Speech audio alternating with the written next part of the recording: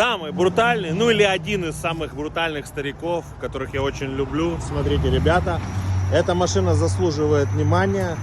Сейчас расскажу почему. Это не просто потому, что это большой черный джип. Потому что это последний из Могикан.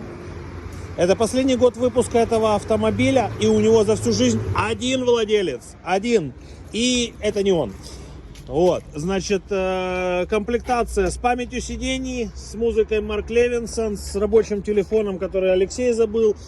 В общем, там многозонный климат-контроль, сзади есть вот такая штука, телевизор есть, он там выезжает, показывает.